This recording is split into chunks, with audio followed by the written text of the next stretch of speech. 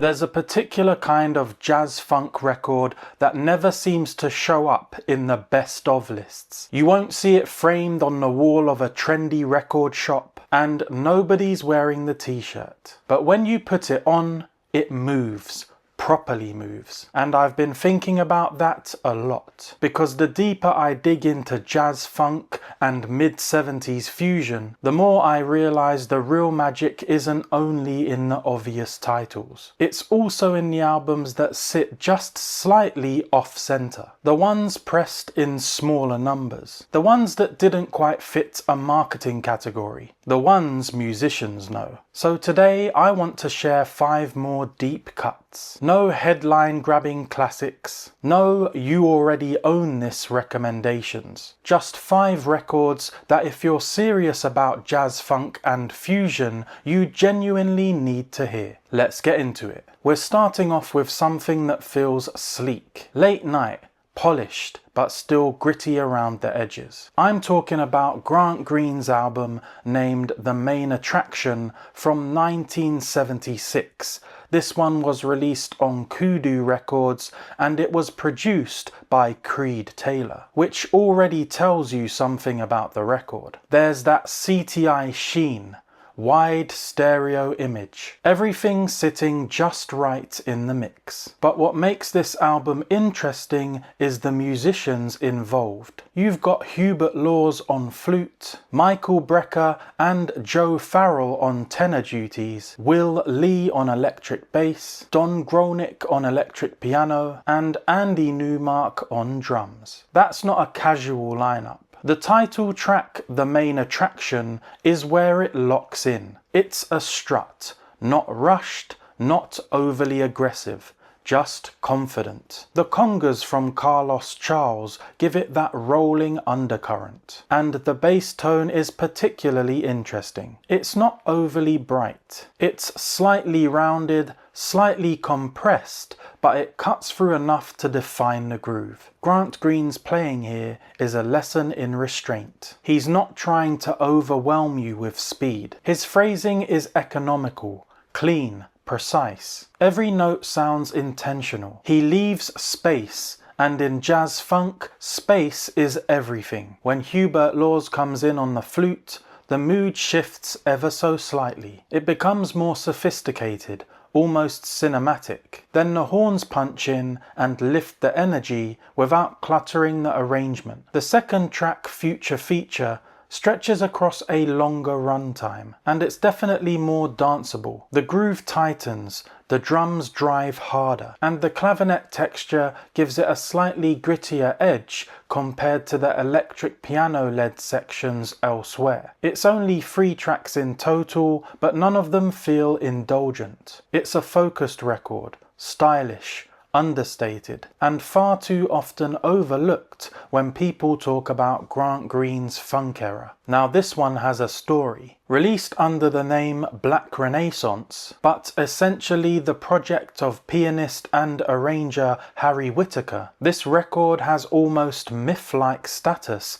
among collectors. The tapes were reportedly sent to Japan for a private pressing in 1976, and pressed without Whitaker's knowledge. No compensation, no proper distribution, just out there. And somehow that mystery fits the sound. The title track Black Renaissance is hypnotic. It revolves around these repeated piano chords that on paper sound simple, but they're not boring.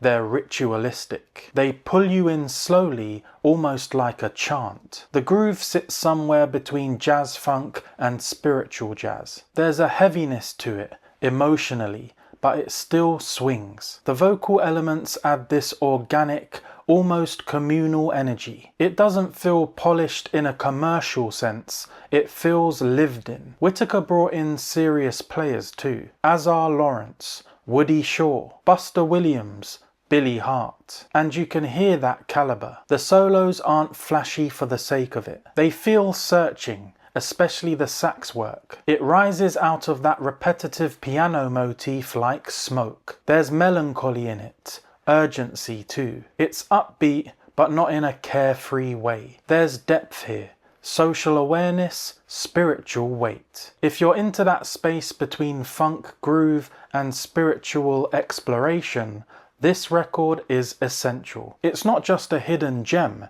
it's a genuinely important document. Next, we have an album named African Rhythms by the group Oneness of Juju from 1975. Led by James Plunky Branch, Oneness of Juju were doing something slightly different. This isn't polished studio fusion. This is earthy, percussive, communal. From the first moments of African Rhythms, you're hit with layers of percussion, shakers, congas, whistles, creating a rhythmic bed that feels almost ceremonial. The track named Poo 2 is the one that grabs me every single time. The snare is tight, really tight, and it sits right there in the pocket. It's the kind of groove that makes your head move before you even realize it has. The bass line is rounded and supportive, never overplaying, just locking everything together. The saxophone tone here is slightly raw, slightly gritty. It doesn't sound overly processed, and that's part of the charm. There are moments where clavinet textures float over acoustic piano, giving it this layered,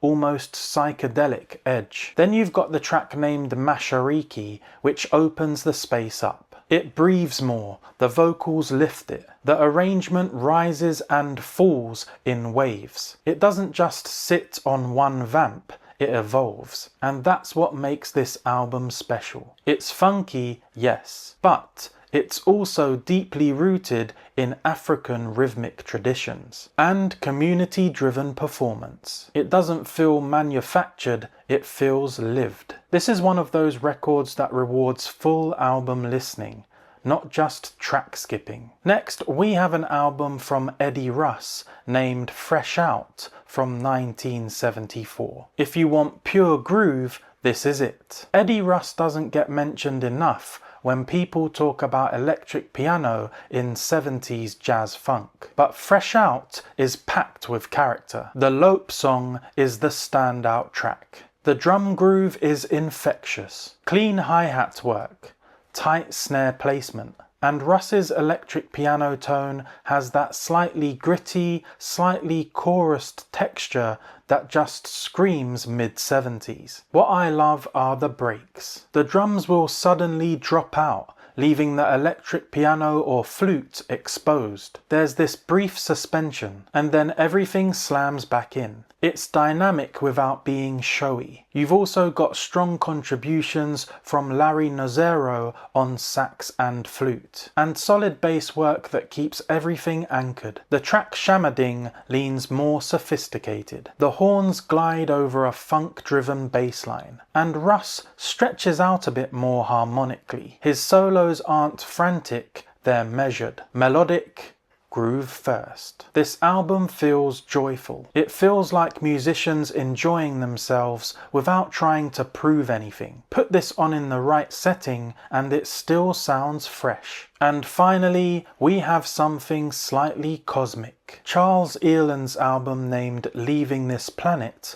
from 1974. Charles Earland is often associated with soul jazz organ grooves, but Leaving This Planet pushes outward. There's fusion here, there's experimentation. Look at the personnel: Freddie Hubbard, Eddie Henderson, Joe Henderson, Harvey Mason, Patrick Gleason. That's heavyweight. The track Mason's Galaxy is a brilliant example of what makes this album different. There's almost a dub-inflected feel to parts of it. Space in the mix, echo, a slightly astral atmosphere. The bass is deep and warm, and Earland's organ tone is full-bodied, enveloping rather than piercing. It doesn't sound like standard 1974 fusion, it sounds exploratory. Then the track Van J swings harder. More traditional jazz energy, strong saxophone statements, crisp trumpet lines. Earland holds everything together with thick, confident organ chords. This album might not be the first Earland title that people mention, but that's exactly why it deserves attention. What ties all 5 of these records together